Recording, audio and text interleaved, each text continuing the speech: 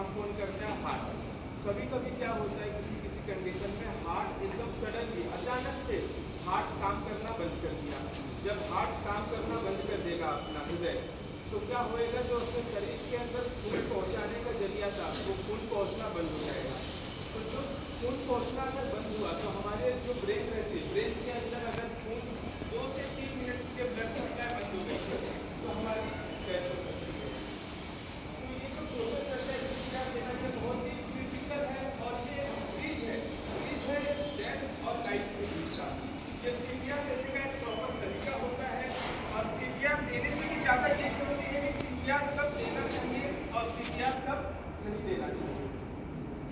आप heart attack जानते हो? कभी भी हार्ट अटैक में सीपीआर देना नहीं है। सीपीआर कब, जब हार्ट अटैक आता है तो आदमी बोलता रहता है, आदमी बोलता है ना हार्ट अटैक में कुछ टाइम के लिए। सीपीआर कब देना है? जब अचानक आदमी बोलना बंद कर चुका है, उसकी सांसें नहीं चल रही है, उसके पल्स फील नहीं हो रहे। अभी पल्स मतलब धड़कनें जो होती है, आप लोग हाथ में फील कर पाते हो क्या? हाथ की धड़कनें अपने अपने देखो कहाँ पे महसूस होती है वो, जो अपना हाथ ऐसे करेंगे हम, तो जो ये वाला अंगूठे के साइड का एंड है, अंगूठे के साइड के एंड पे आप अपने हाथ की धड़कनों को फील कर पाओगे, अंगूठे के साइड पे। ठीक है, हाथ का 2 एंड हुआ ना, एक ये उंगली साइड का एंड और ये अंगूठे का एंड, तो ये एंड पे आप पल्स को फील कर पाओगे। ठीक है,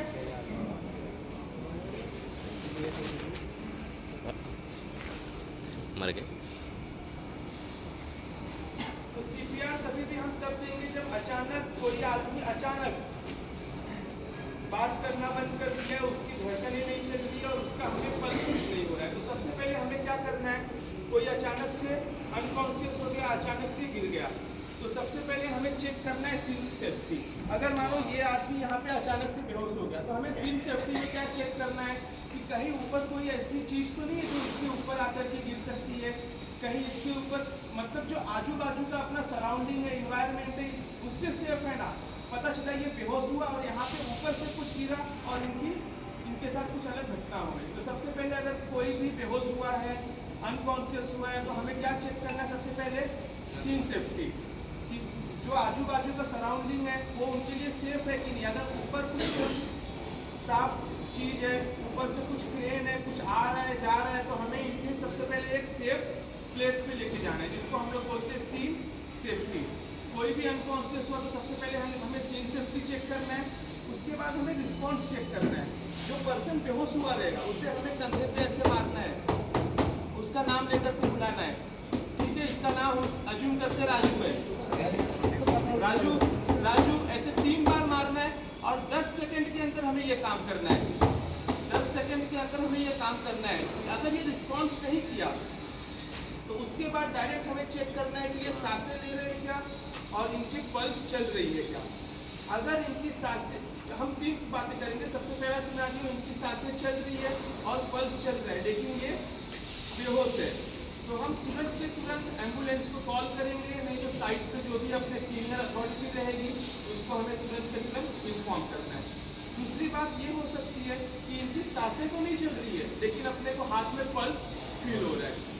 और तीसरा ये हो सकता है कि इनकी सांसें भी नहीं चल रही है और पल्स भी फील नहीं हो रहा है। तो अगर तो ऐसा रहेगा, इनकी सांसें भी नहीं चल रही है और पल्स भी हमें फील नहीं हो रहा है, तो हम क्या करेंगे? हम सीपीआर देना शुरू करेंगे। सीपीआर कैसे देंगे? सीपीआर देने की जगह क्या रहती है, लोकेशन क्या रहती है उसकी?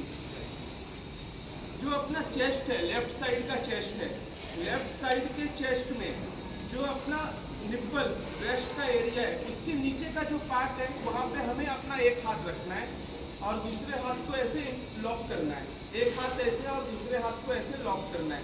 अभी कौन से जो अगर मानो आप लोग, कुछ लोग राइटी होते, कुछ लोग लेफ्टी होते, तो जो राइटी रहता है हम लोग उसके बारे में बात करते हैं। तो जो राइट हैंड से काम करता है उसको अपने लेफ्ट हैंड को लेना है, लेफ्ट हैंड को उसके यहाँ पे ऐसे रखना है। कहाँ पे रखना है?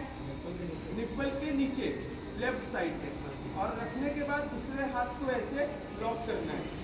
ठीक है, और लॉक करने के बाद ये हाइट थोड़ा अपने को परफेक्ट नहीं हो रहा है, लॉक करने के बाद जो हमारे एंकर है, ये जो अपना एंकर जॉइंट है, ये पूरी तरीके से ऐसे लॉक होना चाहिए। और उसके बाद हमें, अगर इस पर हम ऐसे बात करेंगे तो इस पर अपने को ऐसे रखने के बाद अपने को इस पर ऐसे प्रेशर लगाने का है, प्रेस करने का है। जब हम ये प्रेशर देंगे तो वो अपना प्रेशर इतना हार्ड होना चाहिए कि वो कम से कम 5 to 6 सेंटीमीटर अंदर की तरफ जाना चाहिए, 5 से 6 सेंटीमीटर अंदर की तरफ जाना चाहिए। और हमें ये जो प्रेशर है ये कितनी रफ्तार से देना है, हमें 30 बार हम इसके ऊपर प्रॉपर एंगल को ऐसे लेंगे और उसके बाद इसको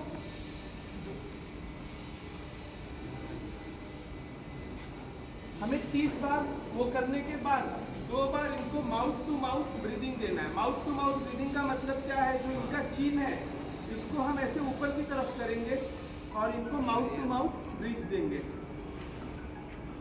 ऐसे। और जो ब्रीथ देने का तरीका है वो लंबा होना चाहिए, पूरा एकदम लंबी सांसें आपको लेनी है, फिर उनके अंदर, मुंह के अंदर आपको वो सांसें छोड़नी है।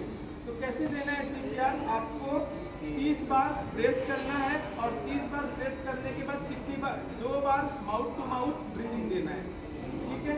और जो ये 30 बार हम चेस्ट कंप्रेशन कर दे, जो ये चेस्ट कंप्रेशन हम 30 टाइम्स कर दे, ये 15 सेकेंड में अपने को 30 बार देना है। कितने सेकेंड में देना है 30 बार? 15 सेकेंड में।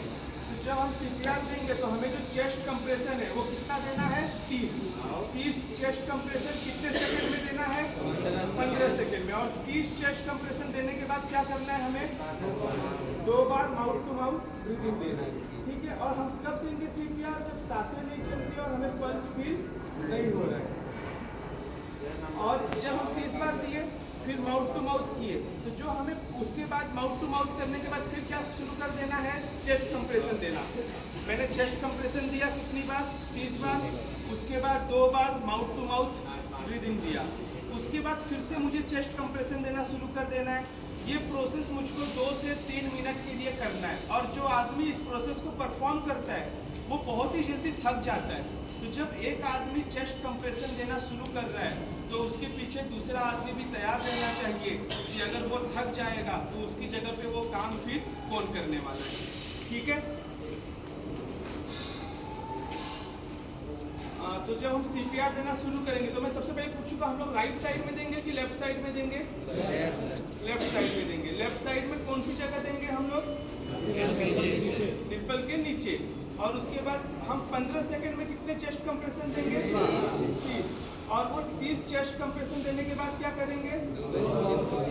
उसके बाद फिर से क्या करेंगे? फिर से चेस्ट कंप्रेशन देना शुरू करेंगे। और ये पूरा काम हमें कितने सेकंड के लिए करना है, कितने मिनट के लिए?